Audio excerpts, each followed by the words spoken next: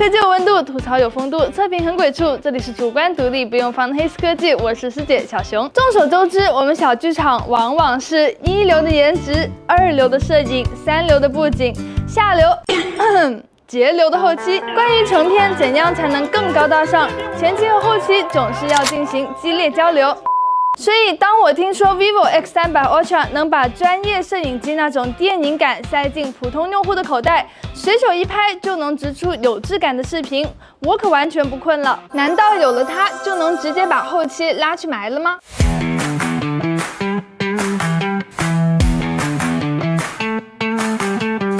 无论是 X100 Ultra 的影像灭霸，还是 X200 Ultra 的专业 V 单。蓝抢这几年给人的感觉都是在疯狂打磨静态影像，但今年 vivo X300 Ultra 宣传铺天盖地都是电影感3个字，很明显就是把目标对准动态叙事了。镜头是影像的起点，在手机上体积和画质往往要做个取舍，所以 vivo X300 Ultra 在 Deco 的凸起嘛，确实挺有存在感。这一代 Ultra 依然延续了常用焦段管够、超远距也能拓展的理念。蔡司大师镜头群除了手机本体覆盖14毫米到85毫米原生焦段，还给到了等效200毫米和400毫米2款增距镜。这下无论是舞台上的甜心教主，还是球场上的足坛名将，都能轻松拿捏了。用 vivo X300 Ultra 拍视频，最常调用的焦段是默认的14毫米，这焦段画面边缘裁切空间大，很能解决视频拍摄中防抖和空间感这2大刚需。当然 vivo X300 Ultra 有全焦段 4K 120帧10比特 log， 各焦段都能直出保留更多高光阴影细节的素材，后期调色会更顺滑，不怕色彩断层，拍慢动作也更丝滑不糊了，能完全把叙事节奏拿捏在自己手里。虽然直接滚轮变焦，不同镜头中间还是会有轻微顿一下，但直出视频来看，不同镜头之间的色彩解析力都比较统一。前期拍摄可以专注构图和叙事，不用担心被设备限制打断灵感，留给后期的自由度也更高了。别看我们自媒体习惯了用相机拍摄再做后期，要是手机能直拍直出有质感的视频，效率飙升，谁还愿意在后期软件里绞尽脑汁呢？如果想要一键直出的电影感视频， X300 Ultra 提供了2条降低门槛的捷径，一个是 Film Style 2.4比1宽画幅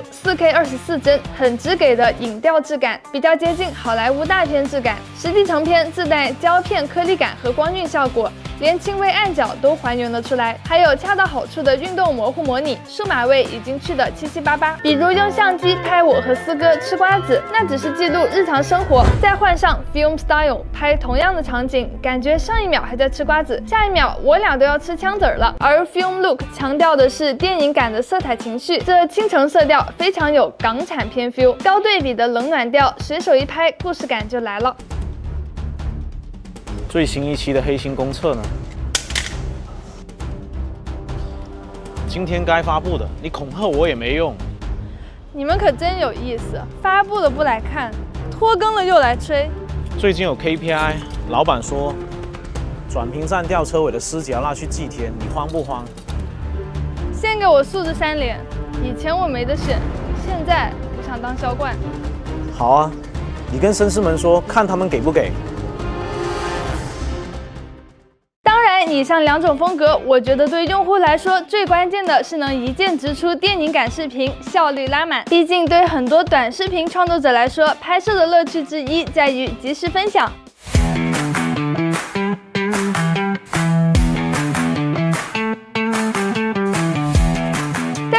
日常使用频率更高的拍照方面会有什么表现吧？上面拍视频的时候提到，这次 X300U 拍摄经常会调用14毫米超广角镜头。以往手机上的超广角总给人一种凑数的刻板印象，但体验了几天 X300U， 不得不说，我用超广角的频率真的大幅增长，而且还是用在人像上，比如撕拉片、CCD 模式，很多时候默认的14毫米直出就很美了。撕拉片和 CCD 近些年爆火，我觉得本质上是大家对算法完美的叛逆，厌倦 AI 带来的精致，转向追求带有瑕疵、随机性的真实感。尤其是 CCD 模式压暗了环境亮度，更突出了人像主体，这个发丝精细程度和光泽感还原真的绝子，随手一拍都是港风大美女了，用来安利姐妹们一拉一个准。至于主摄35毫米和友商爱用的24毫米、27毫米不大一样，更接近人眼的视野。因为取景挑到好处，很少用到裁切，所以整体画质解析力很出彩，用来拍人文纪实确实挺舒服的。如果打开人文街拍模式，成片会更有情绪流动。如果平时用24毫米主摄拍人像觉得不太上相，不妨用35毫米试试，透视拉伸感更弱，五官比例更真实，或许你会打开新世界的大门。vivo 的人像质感打磨真的上到80，下到8个月都能轻松拿捏。顺光逆光不太挑场合，还有闪光人像加持，背影再杂乱，打开长焦也能 P 出一块净土。皮肤美化上依然是 vivo 一贯去瑕疵保纹里的妈生好皮风格，发丝解析力很强悍。不过手机长焦真是今时不同往日了，除了人像 X300U 上还把技能点在了运动抓拍上，随手一拍成片不糊，防抖确实有点东西。在水里游动的景里，鳞片也片片分明，微距也发挥得不错。只是目前版本默认鲜明模式拍摄高饱和色彩的时候会有些溢出感，损失了一些细节。再来看看物理外挂，要我说加入增距镜才算是灭霸完全体。有了400毫米真大炮，现在这根200毫米真的算得上小巧轻便了。日常或者说签售会、见面会这些小规模场景，200毫米已经够用。和原生长焦对比，远摄的光影、色彩还原会更加游刃有余。要说85毫米长焦搞抓拍说得过去，那这等效400毫米也说自己适合超长焦运动抓拍，我是没想到的。把大炮装上去打野，野兽毛发根分明，尤其是夜景，光学直出2亿像素解析力真的挺震撼。文字没有很明显的 AI 锐化感，来对比同一位置手机本体85毫米以及2个增距镜的区别。虽然买这2增距镜是另外的价钱，但对于看演出喜欢记录的绅士来说，有了它俩就不用纠结抢不抢得到内场了，直接买看台票，既能把镜头钱省回来，又比你坐内场后排用手机长焦拍观感好得多。不过如果没有脚架的话，拍这种超远距离还是得屏住呼吸，因为轻微抖动都可能错过你想取景捕捉的范围。虽然摄影师套装看着配件多，但实际上安装很方便快捷，而且2根大举的外观设计在公众场合掏出来也很有逼格，不会尴尬。大家投来的更多是羡慕的目光，尤其是在演唱会或者 fans meeting， 凭借出片数量和质量，你的地位能轻松从宝宝变成老师，变成巨巨。粉丝团封神榜有你1席位，你是我的神。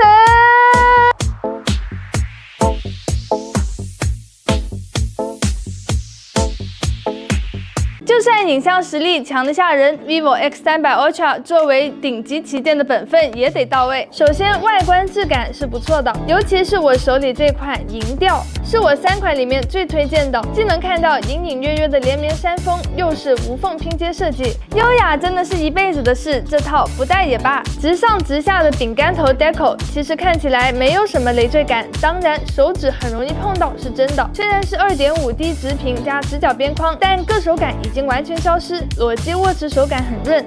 相比上一代去掉了拍摄键，应该是想给手柄这些配件留更多机会。这些天下来，其实我已经用惯了它的拍摄手柄，半按对焦，重按拍摄，真的很有相机那味儿了。就是变焦用的不太习惯，没有手调精准。回到机身本体，正面采用一块6.82英寸 2K 蔡司大师色彩屏，实测手动亮度最高840尼特，激发亮度1872尼特，大晴天户外拍摄也够用了。性能方面，搭载第5代骁龙8至尊版，内置面积很大的冰脉流体 VC 散热，有这硬件打底，日常使用和玩重负载游戏都是能满足的。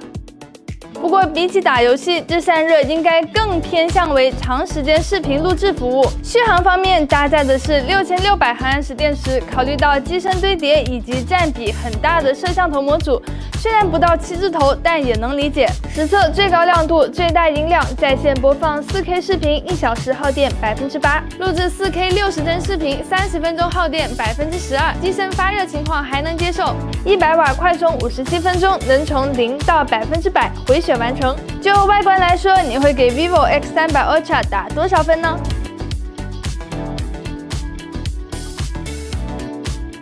总的来说 ，vivo X300 Ultra 精准卡中了2类人的需求，一类是想低门槛拍出电影感的新内容创作者。Feel Style 和 Feel Look 让他们就算不会复杂后期，也能产出更有高级感的吸睛内容。另一类是需要比专业相机更轻便、更灵活的专业影像创作者。全焦段 4K 120帧10比特 log， 强大的防抖和丰富的扩展性，提供了可靠的移动创作方案，出片不费劲。V 单的强大不仅停留在吓人的规格表上，从一键直出的电影感风格，到让人爱不释手的撕拉片、CCD 滤镜，再到增距镜带来的物理焦段突破 ，vivo 很聪明的把专业能力包装成了直观体验，实打实的告诉用户，电影感未必深不可测，专业也可以轻松有趣。当然，它并非完美，一定的机身厚度和重量、续航在极限负载下的考量，都是追求极致影像不得不做的交换。不过，至少 vivo X300 Ultra 已经把电影感从一个营销概念变成了普通人触手可及的创作工具，它让每个人口袋里的手机都有了成为导演取景器的潜力。好了，本期 vivo X300 Ultra 的体验就到这里，欢迎大家在评论和弹幕留言讨论。卑微师姐在线求点赞、求关注、求转发，谢谢各位绅士能看到最后，我们下期再见，拜拜。